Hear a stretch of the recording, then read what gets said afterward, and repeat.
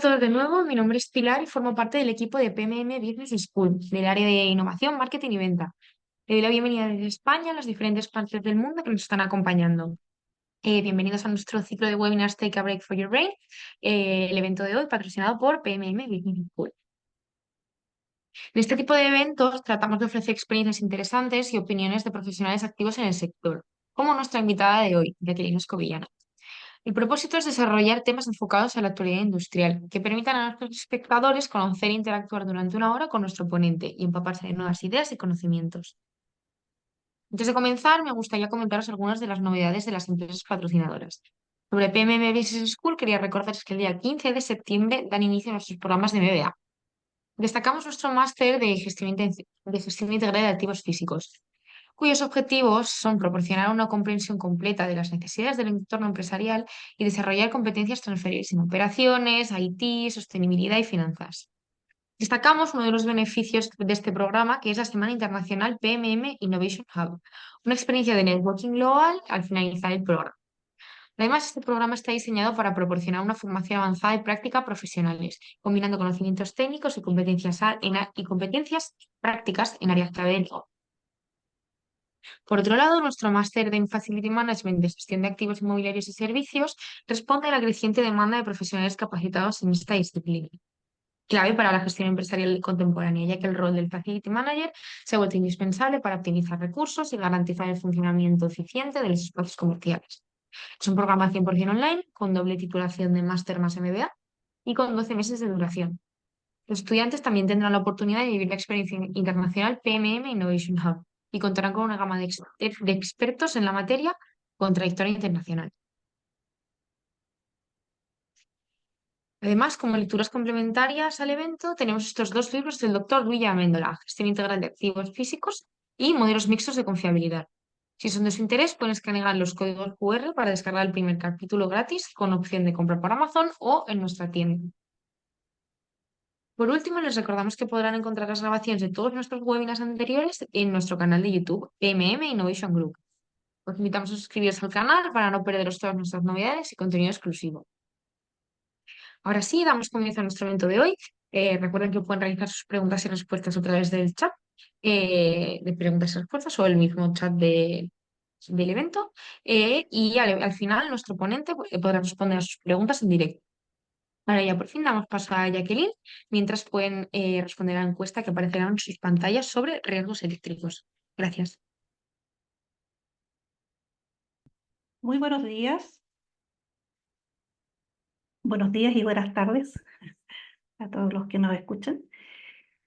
Bueno, en esta oportunidad vamos a desarrollar el tema de lo que se debe saber acerca de los riesgos eléctricos, ¿ya? Hay harto que saber sobre los riesgos eléctricos. Lamentablemente es un tema, no es muy digamos, de mucho conocimiento, lo que lamentablemente nos lleva a estar permanentemente expuestos a lo que son el riesgo eléctrico.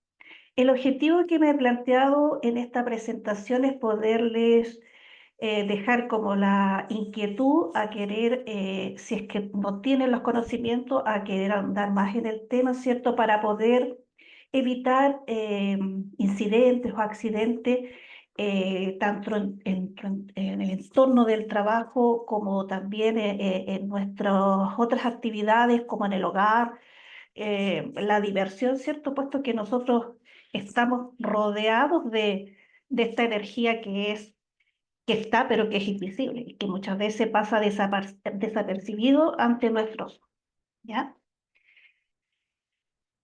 Entonces, un poquito sobre mí. Bueno, en la actualidad me encuentro desarrollándome como ingeniero asesor. Los sectores en los cuales he tenido la oportunidad de desarrollarme, de trabajar, ha sido en lo que es mayoritariamente minería, también energía, maderas y celulosas, entre otras, ¿ya? La especialidad que yo tengo es soy ingeniero industrial, pero soy especialista en seguridad eléctrica. Mis grandes hobbies, bueno, la música y el crafting también. Y mi pensamiento preferido es la seguridad, una filosofía de vida. La verdad que yo desde que inicié mi vida laboral, más de 35 años, me había enfrentado primero a un escenario en una empresa donde la seguridad era nada. O sea, yo se lo simplifico eh, con el hecho de que yo iba a terreno, una faena que era altamente peligrosa, iba con calzado liviano, con chalas que se le llaman acá en Chile, ¿ya? Un zapato bien liviano. Y con una ignorancia total acerca del tema de la seguridad. No había nadie, no había leyes, no había nada en ese tiempo. Y después hay un cambio de grande en este tema, ¿cierto? Y me toca ir a otra empresa eh, donde estaba muy bien implementado todo el tema de la seguridad. Y ahí yo me doy de cabeza diciendo cómo pude haber hecho o haber incurrido en tantas faltas en relación a la seguridad, ¿ya? Y ahí uno como que empieza a, digamos, empaparse de esto y llega a esa conclusión que la seguridad no es algo que se lleve solo en el trabajo, sino que es algo que uno tiene que llevarlo a todas partes y con todas las personas, ¿ya? De ahí es que acuñé ese pensamiento.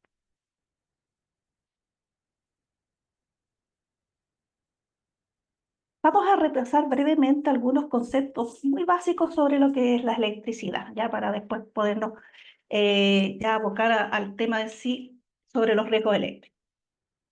Bueno, la electricidad no es otra cosa que un tipo de energía, ¿ya? Eh, y este tipo de energía da origen a otros tipos de energía. Ejemplo, ¿ya? Si nosotros conectamos una lámpara, vamos a tener que esta energía eléctrica va a dar origen a la energía lumínica o luminosa, ¿ya? Eh, la electricidad es un fenómeno que está vinculado a lo que es tanto la presencia como el transporte de las cargas de los átomos, digamos, digamos, a través de un conducto, ¿ya? Este es un fenómeno físico, tal vez es la que está más utilizada digamos, en el mundo entero, ¿ya? Es cosa de ver que hay un corte de energía eléctrica y es como que el mundo se detuviera, ¿ya? Este no es un invento de nombre, es algo natural, ¿cierto? Pero ¿qué ha hecho el hombre? Ha descubierto cómo funciona y ha aprendido a manejar, ¿ya? Ahora, eso de aprendido a manejarla muchas veces no es ha sido la forma más segura, no estamos muy conscientes de lo que conlleva este riesgo, ¿cierto? Y por eso es que estamos aquí para aprender un poquito más.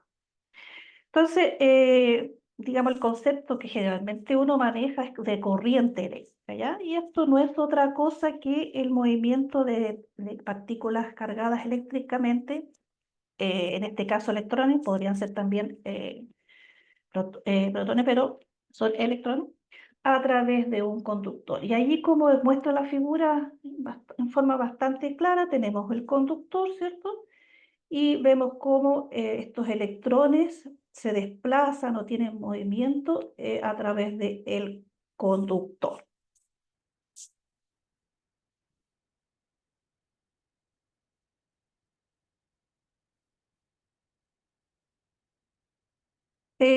Bueno, como decía recién, la electricidad se presenta para la humanidad en un número amplio de aplicaciones, ¿cierto? Y ha sabido ir utilizándolo de diversas formas. Por nombrar algunas, tenemos que genera la luz, genera calor, genera movimiento, transmite datos, ¿ya?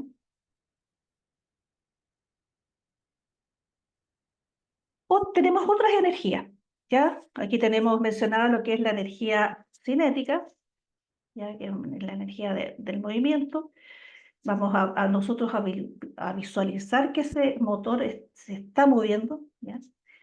Tenemos la energía calórica o térmica, una estufa que nos está permitiendo abrigarnos, la energía magnética y también la energía solar, ya a través de la fotosíntesis, donde las plantitas generan su propio alimento con la ayuda del oxígeno y del sol. ¿ya? Estas son energías que uno podría decir que uno las ve, ¿ya? O las siente, ¿ya? Son como más fácilmente, es fácil de reconocer. Pero ¿qué pasa con la energía eléctrica? La energía eléctrica es una energía que no se ve, no emite ningún tipo de sonido, no tiene ningún tipo de movimiento, ¿cierto? Nosotros tenemos ahí esa toma de corriente y aparentemente no presenta ningún riesgo, ¿ya? Pero ahí yo le puse un fantasmita porque se precisa que ocurra una falla eléctrica, ¿cierto? Para que ese fantasma se materialice y, digamos, pueda provocar una falla, un accidente, un incendio, etcétera, ¿ya? Entonces, ¿cuál es la gran conclusión que podemos ver? Que los riesgos eléctricos son invisibles. Y al ser invisible, uno como que no toma conciencia de que existen, ¿ya? Y existen, reitero, en todas partes, ¿ya? El lugar que uno vaya va a estar este riesgo.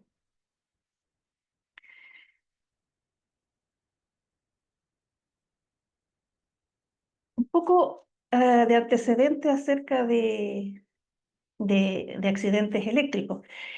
Nosotros como que venimos a tomar conciencia de que existe este riesgo es cuando se materializa el accidente, ¿ya? Y que no son menores. Uno si busca, ¿cierto? Algunas páginas sale detalladamente un montón de accidentes producidos por la electricidad, ¿cierto? Ya sea por una condición o por una conducta de la persona. Entonces no es algo que esté muy ajeno a suceder. Aquí vamos a nombrar algunos, ¿cierto? De índole laboral, dice, dos trabajadores quedan graves tras recibir descarga eléctrica, ya en una construcción de una ciudad de acá de Chile. También dice ahí que hay una explosión en la línea del metro, ya, bueno, más adelante vamos a ver los tipos de riesgo eléctrico. En este caso, por ser una explosión, se trató de un arco eléctrico, ya. Imagínense ustedes lo que significa un metro donde hay mucha gente y que sea expuesta a este riesgo y a esta explosión que se produce.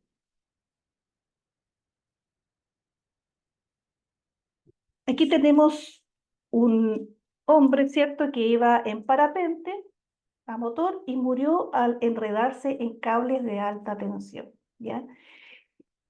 Esta noticia igual es importante en el sentido de que el riesgo no solo está al nosotros trabajar directamente con la energía, ¿ya? Sino es que también es cerca de la energía. En este caso, este caballero no evaluó bien por dónde iba a caer y no vio que había un tendido de cable eléctrico, entonces seguramente, no sé, por el viento lo desvió y se vio enfrentado a líneas de alta tensión y que finalmente falleció, se electrocutó. ¿Ya? Entonces, eso es importante. Cuando nosotros vamos a hacer un trabajo, no solo es, digamos, lo que está relacionado propiamente tal con nuestro trabajo, sino también con el entorno que nos rodea. Si un trabajador, por ejemplo, va a trasladar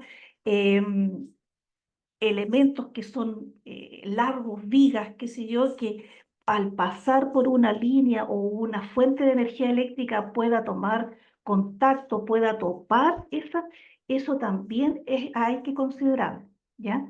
Es mucho más que el trabajo propiamente tal, sino también, digamos, de todo el entorno que los pueda afectar. Aquí tenemos otro caso. Esa es una mujer que fallece por una descarga eléctrica, estaba bañando a su bebé y, bueno, digamos, la instalación presentaba una falla y esta mujer, producto de la descarga, se electrocuta. Y finalmente, un joven dice que murió electrocutado mientras cambiaba una bombilla, un bombillo o ampolleta, ¿cierto? Una luminaria en su casa. Tal vez una maniobra que es común que nosotros lo hacemos en nuestro hogar, ¿cierto?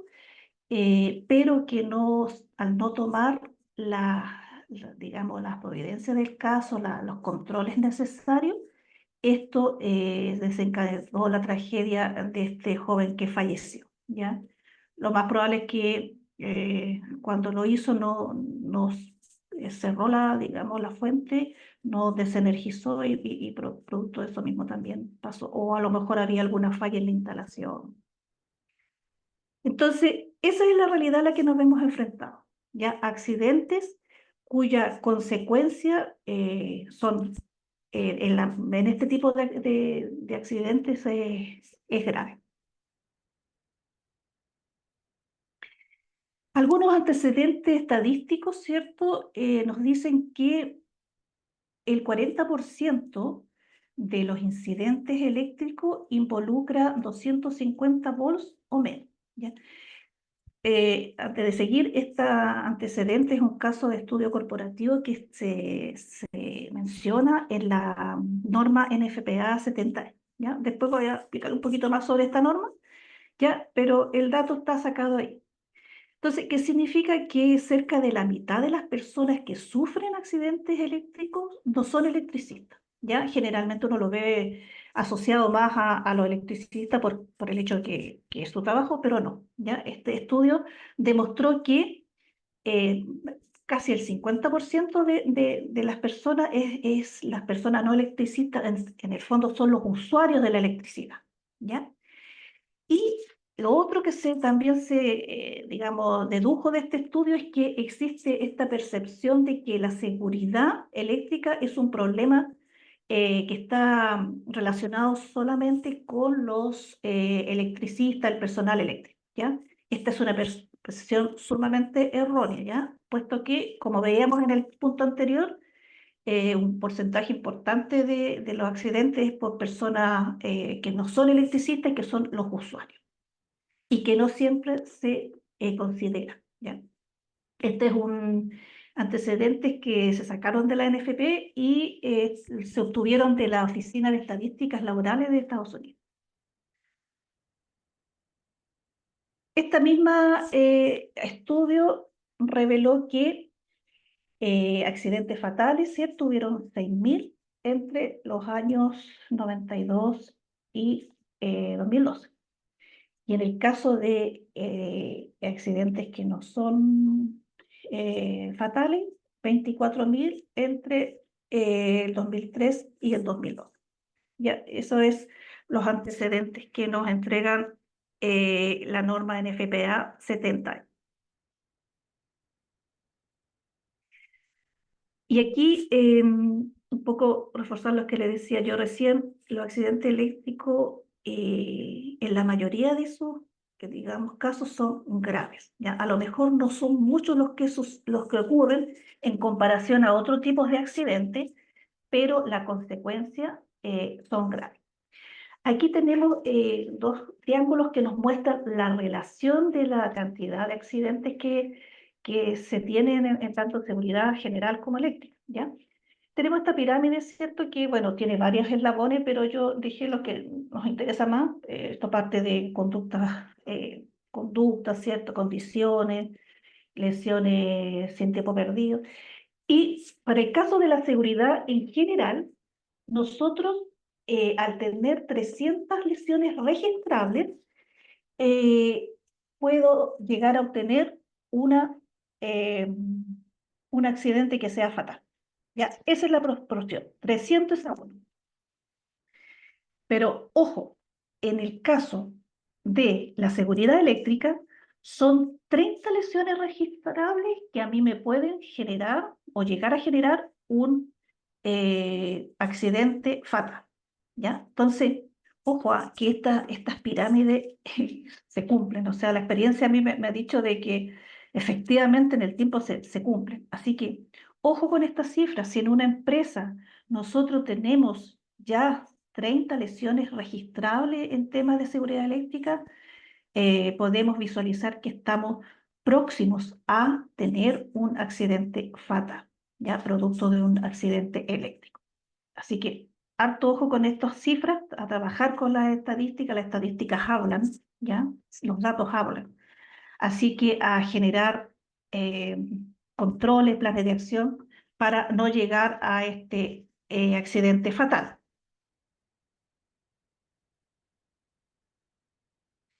Entonces, retomando la frase de recién de este estudio corporativo de que se tiene una percepción errónea de que la seguridad eléctrica es un problema de los electricistas, de la gente que trabaja con altas tensiones, como se muestra acá este caballero que está trabajando en un tendido eléctrico, ¿ya? Pero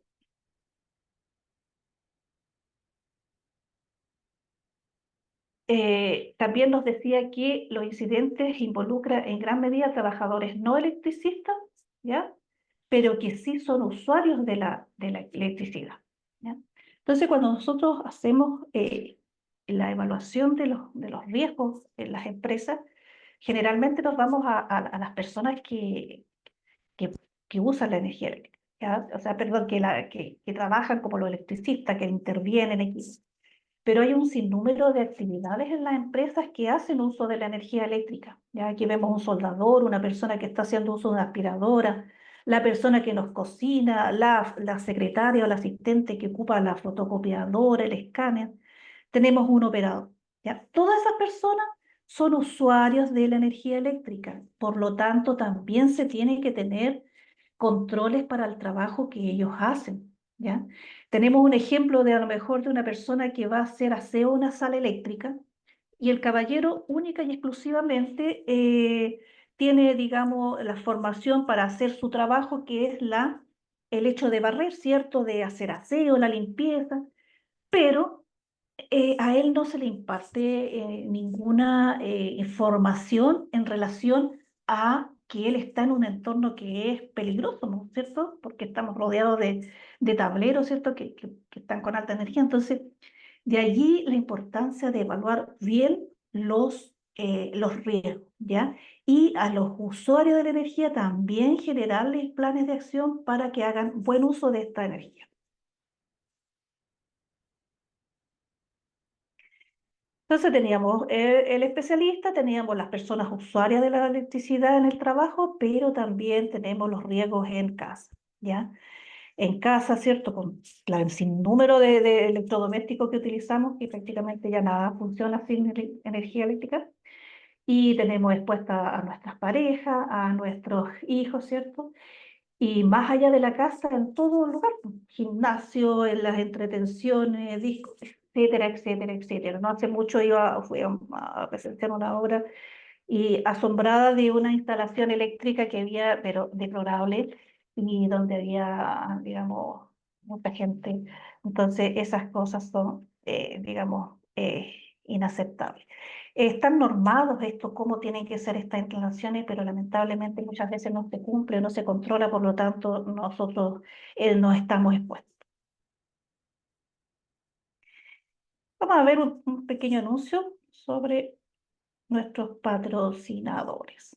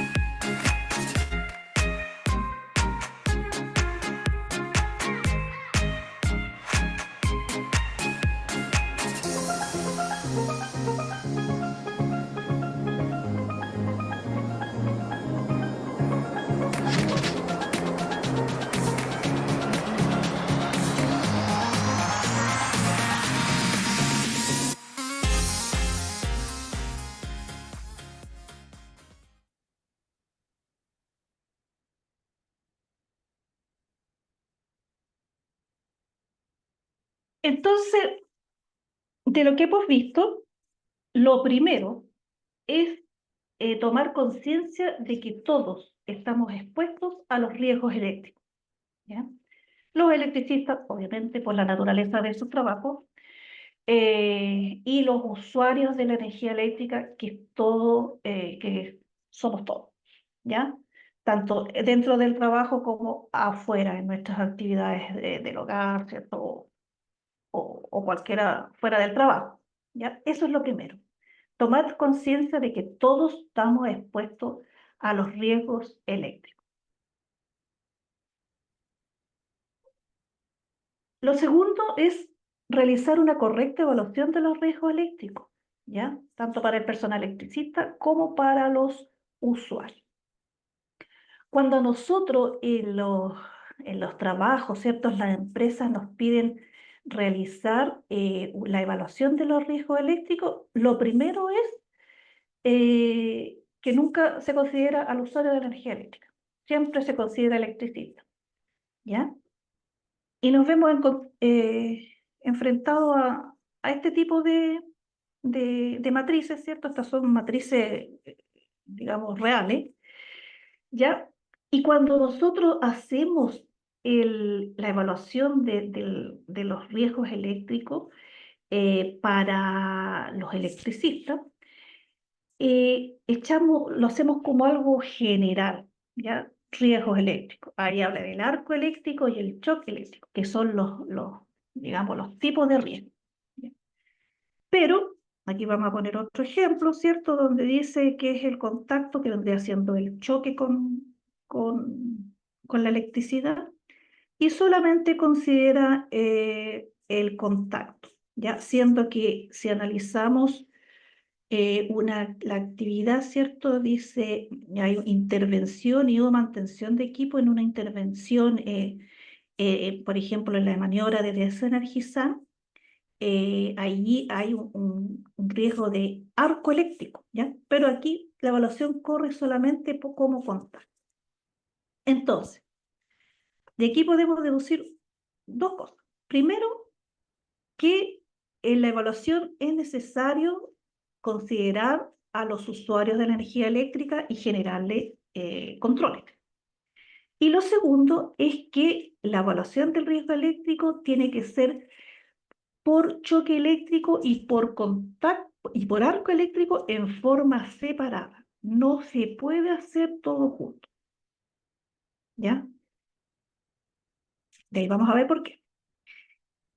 Repasar un poquito lo que es el choque eléctrico.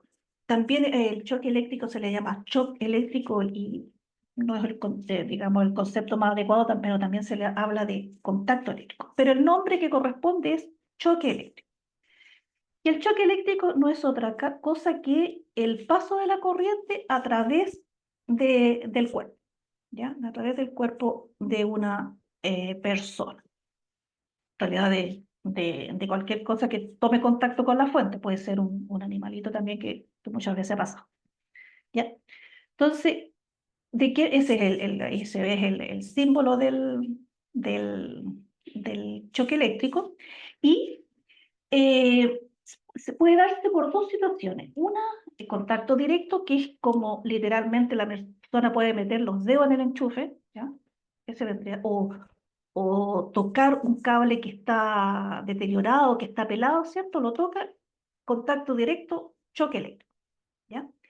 Y el indirecto es cuando hay una falla en un equipo, ¿cierto? Y es, digamos, la carcasa la que se energiza y la persona al topar esa carcasa eh, sufre el choque eléctrico, ¿ya? Ese vendría siendo el contacto indirecto.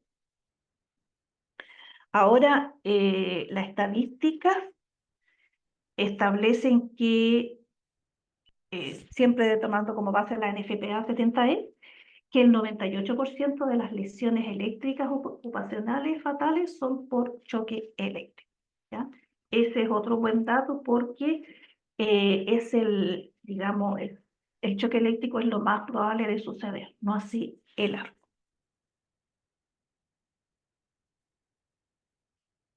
Luego tenemos la definición de lo que es el arco eléctrico, ¿ya?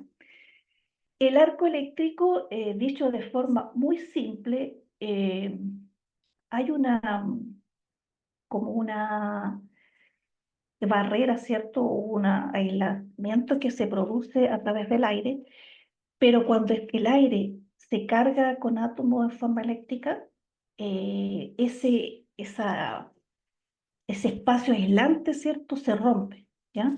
Se rompe al convertirse o cargarse eléctricamente estos átomos y al romperse produce una explosión, una gran explosión. Un arco eléctrico es algo, digamos, que no pasa desapercibido, ya porque es una explosión que es muy lumínica, muy fuerte, ¿cierto?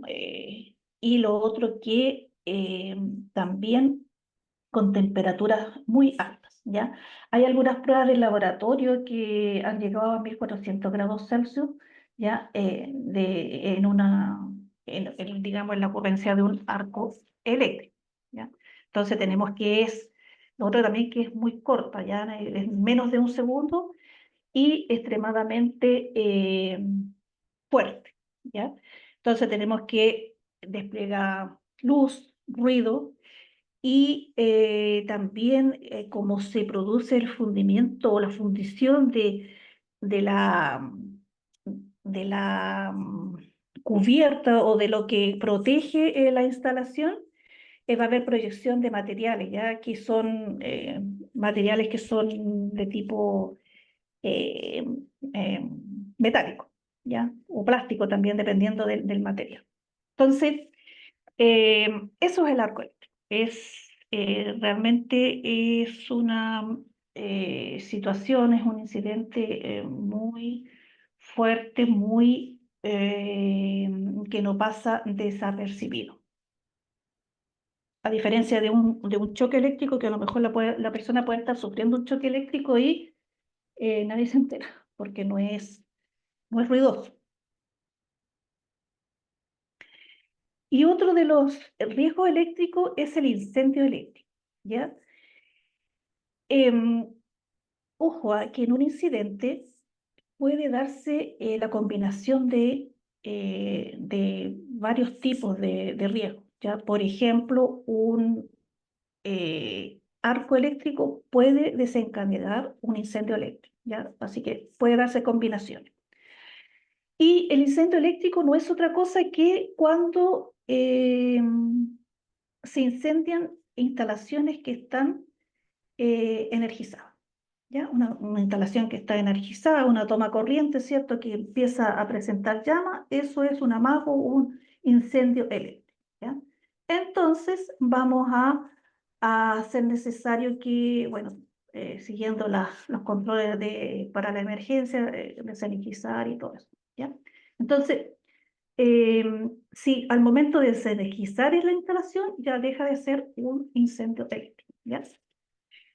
Y digamos, dentro de la nomenclatura, este se denomina como el fuego clase C y es el símbolo que ustedes ven allí eh, en la, en la pantalla.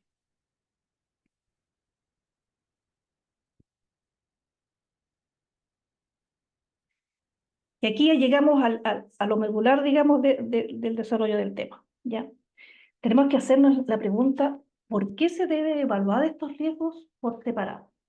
¿Ya? Y la razón es porque el origen de los riesgos, tanto de choque eléctrico, arco eléctrico, incendio eléctrico, es diferente. Por lo tanto, las consecuencias son diferentes, ¿ya?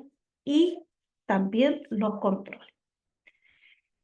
No sacamos nada si una persona que va a estar expuesta por la naturaleza de su trabajo, a un arco eléctrico, digamos, vestirlo con un traje aislante, ¿cierto? Porque si ocurre el arco, eso no le va a ayudar de nada, ¿ya? Entonces, es importantísimo estar consciente de estas leyes, ¿ya?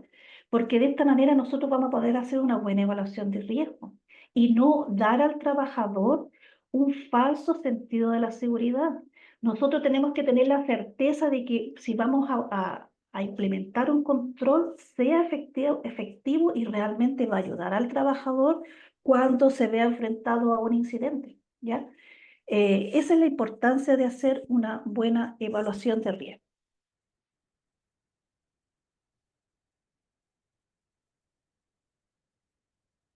Cuando hablamos del origen, vamos a referirnos como el factor de riesgo, ¿ya? Que es, digamos, el gatillante que se produzca un incidente. En el caso del choque eléctrico, es el contacto, ¿cierto? Lo que conversábamos recién, ¿cierto? El hecho de tocar una superficie o la fuente de la energía, ¿cierto? Eso nos va a nosotros a llevar a tener o ser víctimas de un choque eléctrico, ¿ya? Lo otro, en el arco eléctrico, es el movimiento. El arco generalmente se da cuando se hacen maniobras en los tableros, ¿cierto? En las instalaciones, ¿ya? Entonces es muy difícil que un arco eléctrico se dé en condiciones, digamos, de operación normal de una instalación. Ya siempre esto sucede cuando hay movimientos digamos, en la maniobra. Y en el caso en un centro eléctrico se da por la temperatura. Cuando hay alzas de temperatura más los otros componentes, se va a generar el incendio. ¿Por qué puede darse el alza de temperatura? Porque hay una falla, porque hay una fuga, etcétera, etcétera, ¿ya? O también porque fuimos al objeto de un arco eléctrico, de un choque eléctrico, etcétera. Recordemos que se puede dar la combinación de varios de los riesgos. Si hablamos de las consecuencias van a depender mucho de varios factores, ¿ya? Eh, tema como para otro webinar.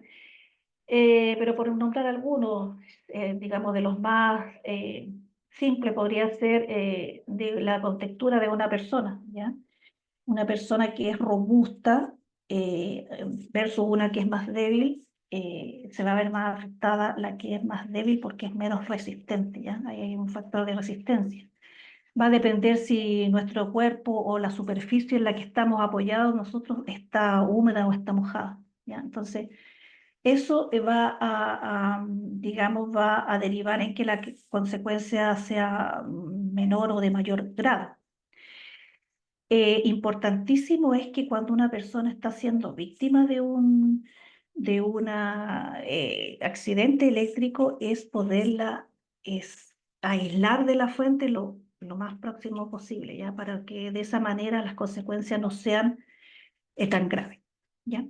Y aquí vemos que en el caso del choque, ¿cierto? Puede ir desde una simple cosquilleo, digamos, producto de un choque eléctrico, o quemaduras ya de, de diversos grados, o finalmente puedan fallecer.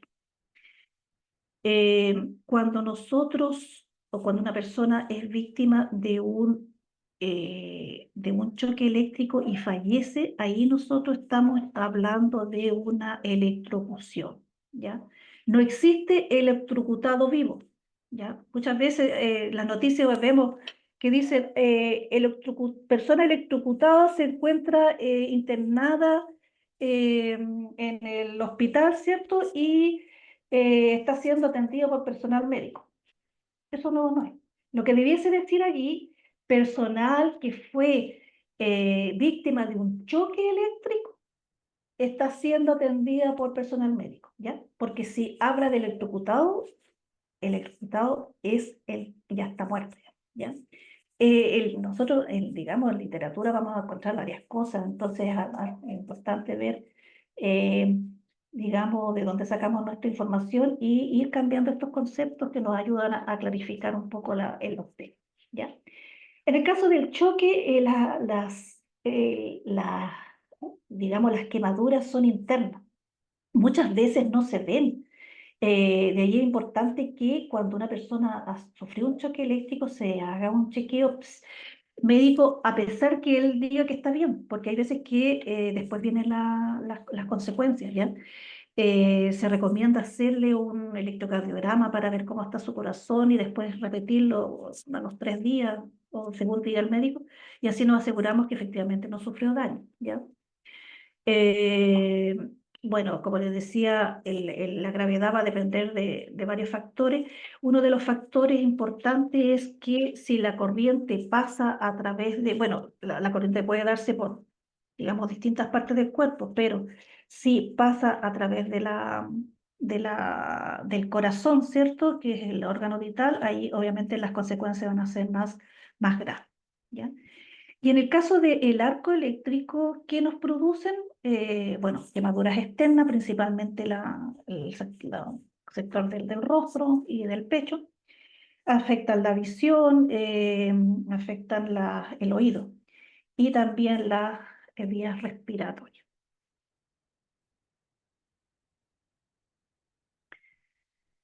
Claro, teníamos las consecuencias y ahora vamos a hablar rápidamente sobre los controles, ¿ya? Los controles, bueno, existen los que son preventivos y los mitigatorios. Los preventivos son aquellos que, digamos, van a prevenir, valga la redundancia, que ocurran accidentes o incidentes, ¿ya? Y en el caso de los mitigatorios, lo que hace es mitigar, digamos, el resultado o la consecuencia. Ahí tenemos la pirámide de jerarquía de controles, ¿cierto? Donde en las tres primeros hablamos de barreras duras, que significa que no va a pasar por la acción del hombre, ¿ya? Sino que una instalación que está estructurada de tal manera que va a proteger a la persona, ¿ya? Y en el caso de las barreras blandas, que ya eso ya va más enfocado a lo que es digamos, la acción o la conducta del trabajador, que también es importante y que hay que trabajar. Cuando nosotros definimos los controles, eh, tenemos que fijarnos en dos, eh, digamos, conceptos. Para el caso del choque eléctrico, nosotros tenemos que fijarnos en el voltaje, ¿ya? Para tomar nuestros controles, ¿ya? Bueno, ahí sale la definición, ¿cierto? Que es la diferencia de voltaje. Y en el caso del arco eléctrico tenemos que fijarnos en la energía incidente, ¿ya? También sale la definición. En el fondo, si quisiéramos resumir, la energía incidente es la energía que se genera, ¿cierto? En diversos ámbitos y cuando existe esta explosión, ¿ya? Nosotros tenemos que tener este antecedente, es necesario hacer estudios de energía incidente de las instalaciones, puesto que esto es una variable que es propia de cada instalación, ¿ya?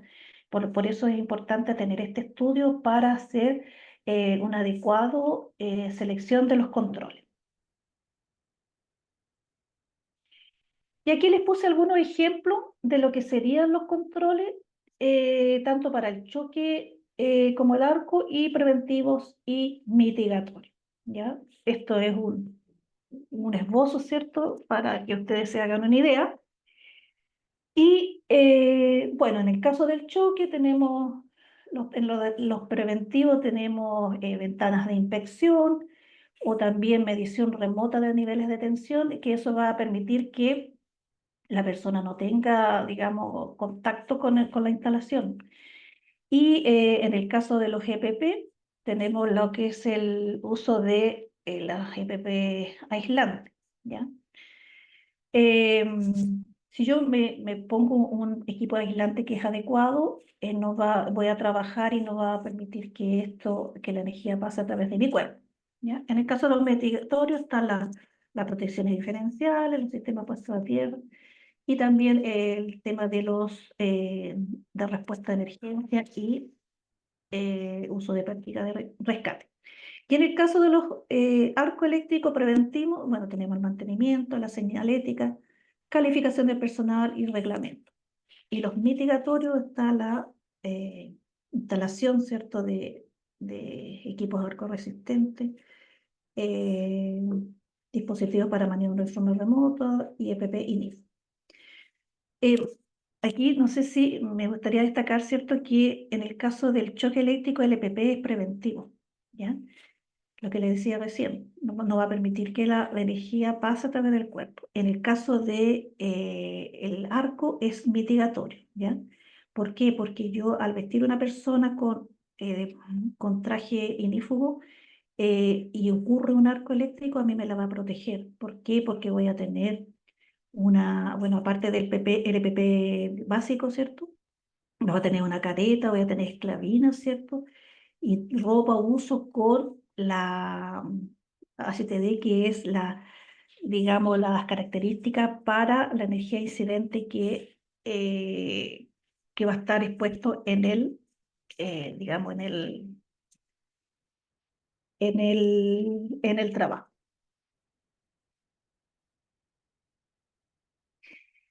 Y en nuestros hogares, digamos, hogares, casas y otros lugares, ¿cierto? ¿Cuáles son las barreras duras que nosotros tenemos, ¿cierto? Es bueno, la puesta a tierra, ¿cierto? Que es una instalación que va a desviar, en el caso de una fuga de energía, la va a desviar a tierra y no va a pasar a través del cuerpo. La protección diferencial, que es una protección, eh, digamos, para las personas y que está regulado para 30 mA, que es la mayor intensidad que una persona puede soportar. Entonces, ¿qué pasa si este equipo detecta que hay una mayor intensidad que 30 mA? Este dispositivo salta, ¿cierto? Y se desenergiza la instalación. ¿Ya? Importante poder cada un mes presionar este botoncito para que salte el interruptor y de tal manera que se produzca también ahí una limpieza de acumulación de polvo y todo eso. También tenemos la protección termomagnética que actúa por temperatura. Al detectar que tiene una alta temperatura va a también saltar y va a desenergizar. Y los tomacorrientes con alvéolos están cerraditos y no permite que contacto solo al momento de enchufar un artefacto. Algunas barreras blandas, ¿cierto?, que pasa por la conducta de las personas. Bueno, tenemos que inspeccionar las instalaciones, ¿cierto? Los cables, los enchufes, y si hay algún desperfecto hay que gestionar la reparación.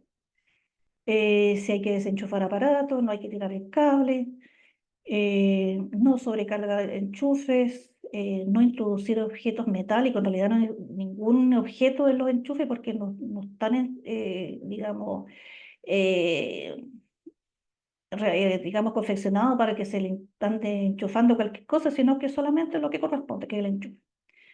Si hay cambio de ampolleta, hay que desenergizar, ¿cierto? O también al manipular un aparato eléctrico. Eh, Usar extensiones adecuadas. Importantísimo, no encender elementos eléctricos con manos mojadas o pisos mojados o húmedos, ¿ya? En el caso de las herramientas portátiles que también se usan en las casas, taladro, qué sé yo, leer manual, tener un chequeo preuso y hacer su mantención. Y lo otro importante, usar para lo que fue diseñado. Muchas veces le damos otro uso que no es el correcto y ahí nos estamos exponiendo innecesariamente. Y lo que es importantísimo, a veces sale, no a veces, la mayoría de las veces sale más, un mayor costo el hecho de que sean certificados, pero estamos teniendo la seguridad que estamos utilizando un elemento de buena calidad. Les voy a dejar esta inquietud para que lo piensen y no lo dicen. ¿Estamos preparados para una emergencia eléctrica? Nuestros controles también deben apuntar y considerar en las matrices qué hacer si es que, pese a todos los controles que hemos implementado, nos vemos enfrentados a una emergencia eléctrica, ¿ya? Entonces, si vemos que una persona está siendo víctima de un choque eléctrico, vemos que la persona está ahí, digamos, sin poderse soltar, como se dice, vamos a ponerle un ejemplo, un cable que está pelado y que lo tocó. ¿Sabemos qué hacer? Y lo otro, si vemos que hay un incendio eléctrico, ya que un tomacorriente se está incendiando. ¿Sabemos qué hacer en esos casos? Les dejo ahí esa pregunta para que la reflexionen. Y si no saben, bueno, a interesarnos del tema, como al igual de los temas que expuse anteriormente, y digamos, a ser proactivo en el sentido de no esperar que tener un accidente eléctrico para aprender, sino aprender antes para evitarlo. Y hacerle la invitación, ¿cierto? Hacerle la invitación a, a involucrarse, a querer saber más del tema, ¿cierto? Y de una buena fuente. Como les decía recién, hay bastante literatura, ¿cierto? Uno encuentra, pero muchas veces son erróneas. Entonces, buscar una literatura que sea la adecuada, la, digamos, la fidedigna. Y bueno, la que yo trabajo es la de la NFPA 70E, ¿cierto? Que es la norma de seguridad eléctrica en los lugares de trabajo, su versión 2021. Este es una norma que se revisa cada 3 años, se está actualizando por diversos profesionales en la materia.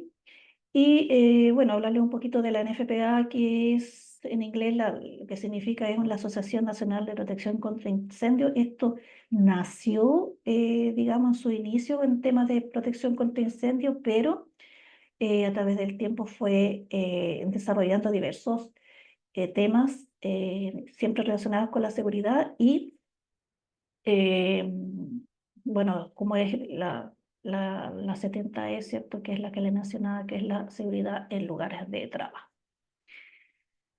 Y eso es lo que les quería presentar. Muy bien, pues vamos a abrir la ronda de preguntas y respuestas. Tenemos aquí una pregunta en el chat que dice, ¿los arcos eléctricos solo se dan con corrientes continuas? Eh, Se puede dar con cualquiera de las dos corrientes, ¿ya? Pero la que resulta más, digamos, más perjudicial es la de corriente eh, alterna, ¿ya? Por los piques que va a generar. Bien. Tenemos aquí otra pregunta que dice, ¿cuál es más riesgoso, corriente alterna o corriente continua? Bueno, creo que esto sigue un poco la misma línea de la otra pregunta. La verdad es que las dos son complicadas, ¿cierto? O sea, cuando uno hace la evaluación digamos, en las matrices de riesgo, no hace la diferenciación si es alterna o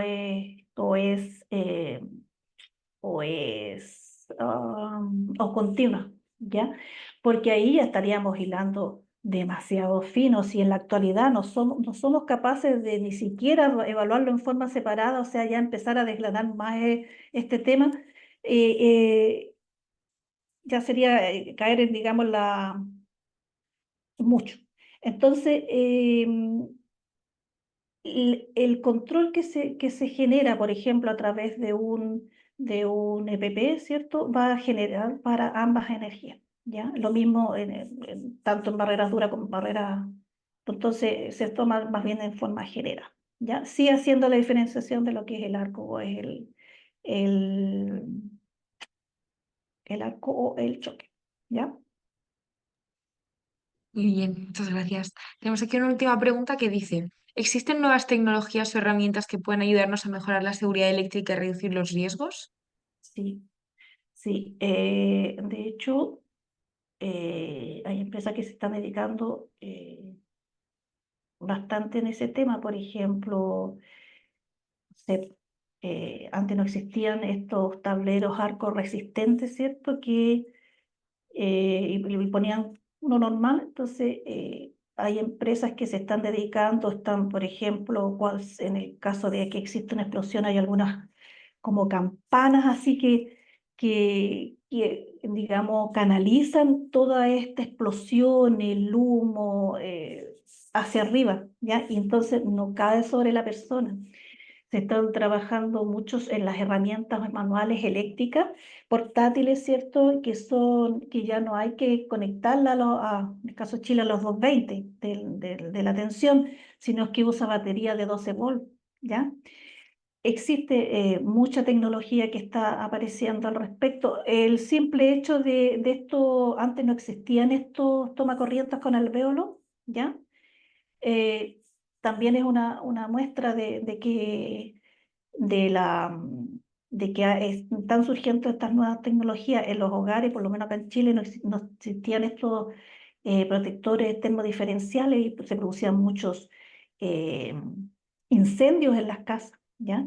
Antes era como optativo que se pusiera, ahora es obligatorio. Una vez me acuerdo que en una capacitación que me tocó dar, me decía el caballero, yo no tengo solamente tengo diferencial, pero no tengo termomagnético. Ah, qué raro. Me fui a la historia. Claro, efectivamente se había hecho un estudio de que eran muchos los casos de incendio en las casas. eh, entonces, ¿qué fue? Obligación. Todas las casas a partir de esta fecha tienen que tener su... Y de ahí la estadística en incendios en las casas bajó considerablemente. Entonces, ahí está esta búsqueda, pero eh, nosotros, digamos, más allá de lo que nos vayan presentando, nosotros también tenemos que empezar por aprender para poder hablar del tema, exigir, ¿cierto? Y compartir con otros colegas. Digamos, en el fondo, crear una conciencia de cultura, de seguridad eléctrica para que este tema se empiece como a, digamos, a masificar y sea algo más de común lenguaje, no tan aislado como está sucediendo hoy en día. Muy bien, vamos a responder esta última pregunta que dice, en cuanto a riesgos eléctricos con baterías, ¿se pueden aplicar las mismas matrices de riesgo eléctrico? ¿Existe alguna norma que ayude a seleccionar las protecciones adecuadas con baterías? Normas hay muchas, muchas, muchas, muchas y normas internacionales, y hay que meterse digamos, a bucear. Y sí, pues sí, lo que yo les decía, cuando uno toma un control, ¿cierto? Hay que fijarse en lo que es el voltaje y lo que es la energía incidente, ¿ya? Para el choque y el arco. Entonces yo con esas dos variables yo voy a poder hacer mis controles, ¿ya? Lo que decía ahí, si existen controles para... Claro, claro. Entonces uno tiene que considerar esos 12 volts para hacer digamos, la matriz de riesgo. Obviamente, no sé, pues vamos a poner el ejemplo clásico de los EPP, ¿ya? Ya no va a ser necesario que una persona use un guante que sea para mayor voltaje, como que estuviese trabajando de un 220, ¿ya? ¿Por qué? Porque va a ser una batería de 12 que va a ser más simple y va a requerir un EPP que sea de más bajo, digamos, pues, aislamiento, ¿ya? Pero sí existen, ¿ya? Muy bien, pues muchas gracias, Jacqueline, por tu presentación, a todos los asistentes por el que acompañaros en un webinar más. Por mi parte, recordarles que el viernes recibirán un correo con la grabación del evento, además de la información de todas las recomendaciones que hemos mencionado. Y nada, esperamos el miércoles que viene el próximo. Muchas gracias a todos por asistir. Muchas gracias, Pilar. Gracias a todos, que estén muy bien. Gracias. Igual.